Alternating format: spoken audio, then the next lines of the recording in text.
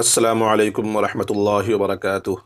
معزز سامعین، میں آپ حضرات کے سامنے حضرت خضر علیہ السلام کا ایک دلچسپ اور سبق آموز واقعہ پیش کرنے جا رہا ہوں۔ اگر آپ حضرات کو یہ واقعہ پسند آئے تو ہماری اس ویڈیو کو لائک ضرور کیجیے گا۔ واقعہ یہ ہے، ایک مرتبہ حضرت خضر علیہ السلام دریا کے کنارے بیٹھے تھے۔ اتنے میں کسی سائل نے آ کر ان سے سوال کیا کہ میں آپ سے اللہ کے واسطے سوال کرتا ہوں، مجھے کچھ عنایت فرمائیے۔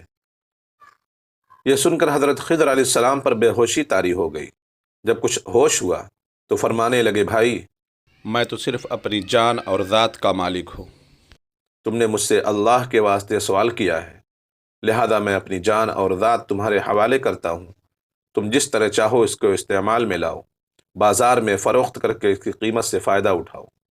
چنانچہ سائل ان کو بازار لے گیا اور ایک شخص صاحمہ ابن ارقم کے ہاتھ فروخت کر دیا۔ یہ خریدار ان کو اپنے گھر لے گیا۔ گھر کے پیچھے ایک باغ تھا۔ چنانچہ صاحمہ نے حضرت خضر علیہ السلام کو ایک کدال دے کر کہا کہ اس سامنے والے پہاڑ سے، جو کہ 3 مربع میل رقبہ میں واقع تھا، مٹی کاٹ کاٹ کر باغ میں ڈالتے رہیے۔ یہ حکم دے کر صاحمہ اپنی کسی ضرورت سے کہیں چلا گیا اور حضرت خضر علیہ السلام اس پہاڑ سے مٹی کاٹ کاٹ کر باغ میں ڈالنے لگے۔ جب صاحمہ واپس آیا تو اس نے گھر والوں سے دریافت کیا، تم نے غلام کو کھانا بھی کھلایا یا نہیں؟ گھر والوں نے جواب دیا کہ ہمیں معلوم نہیں کہ غلام کہاں ہے۔ یہ سن کر جب صاحمہ خود کھانا لے کر باغ میں آیا تو اس نے دیکھا کہ وہ غلام یعنی حضرت خضر علیہ السلام تمام پہاڑ کی مٹی کاٹ کاٹ کر ڈال چکے تھے اور اپنے کام سے فارغ ہو کر اپنے مولائے حقیقی کی عبادت میں مصروف تھے۔ یہ دیکھ کر صاحمہ کو بڑا تعجب ہوا اور اس نے دریافت کیا، یہ تو بتائیے کہ آپ کون ہیں؟ یہ بات سن کر حضرت خضر علیہ السلام پر کچھ بے ہوشی سی طاری ہو گئی اور پھر افاقہ ہونے پر انہوں نے فرمایا کہ بھائی، میں خضر ہوں۔ جس کو سن کر صاحمہ کے ہوش اڑ گئے کہ تو نے یہ کیا کیا؟ ان کو غلام بنا کر ایسے کام پر لگایا، یہ تو انتہائی گستاخی ہوئی۔ پھر ہوش آنے پر صاحمہ نے توبہ کی اور پروردگار سے عذر خواہی کے ساتھ حضرت خضر علیہ السلام کو آزاد کر دیا اور جناب باری میں عرض کیا کہ الہ العالمین مجھ سے اس کا مواخذہ نہ فرمائیے، کیونکہ میں ان کو جانتا نہیں تھا۔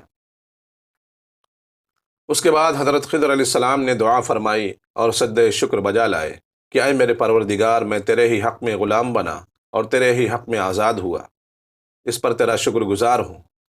بعد ازاں واپسی کی اجازت لے کر جب دریا پر واپس آئے تو دیکھا ایک شخص کھڑا دعا مانگ رہا ہے کہ اے میرے رب، حضرت خضر علیہ السلام کو غلامی سے رہائی عطا فرما دے اور ان کی توبہ قبول فرما لے۔ حضرت خضر علیہ السلام نے یہ دیکھ کر اس شخص سے دریافت کیا کہ آخر تو کون ہے؟ تو اس شخص نے فرمایا کہ میں تو شاذون ہوں، فرشتہ ہوں۔ آپ کون ہیں؟ انہوں نے فرمایا کہ میں خضر ہوں۔ اس کے بعد شاذون نے کہا، اے خضر، تم نے اپنے لیے رہنے کا مکان بنا کر دنیا طلب کی ہے، کیونکہ حضرت خضر علیہ السلام کا دریا کے کنارے پر تو ایک عبادت خانہ تھا۔ پس یہ سن کر وہ فوراً میدان میں نکل آئے اور وہیں اللہ کی عبادت میں مصروف ہو گئے۔ اس کے بعد حضرت خضر علیہ السلام نے اسی جگہ ایک درخت لگایا اور اس کے سایہ میں عبادت شروع کی تو آواز آئی، اے خضر، جب تم نے درخت کے سائے میں سجدہ کیا تو تم نے دنیا کو آخرت پر ترجیح دی۔ مجھے اپنی عزت و جلال کی قسم ہے، مجھے دنیا کی محبت میں رضامندی نہیں ہے۔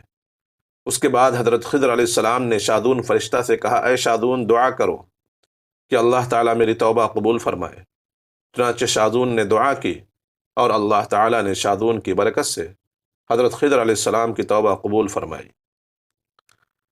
عزیز ساتھیو، خدا کے برگزیدہ بندے اسی حالت میں راضی رہتے ہیں جو اللہ کو منظور ہو۔ بے شک ہماری فلاح بھی اسی میں ہے کہ زندگی کے ہر موڑ پر آنے والے ہر پیچ و خم میں ہم راضی برضا رہیں، اللہ تعالیٰ کی چاہت کو سامنے رکھ کر زندگی گزاریں۔ دعا ہے کہ اللہ تعالیٰ ہمیں اس واقعہ سے سبق حاصل کر کے نیک بننے کی توفیق عطا فرمائے۔ آمین، وآخر دعوانا ان الحمد للہ رب العالمین۔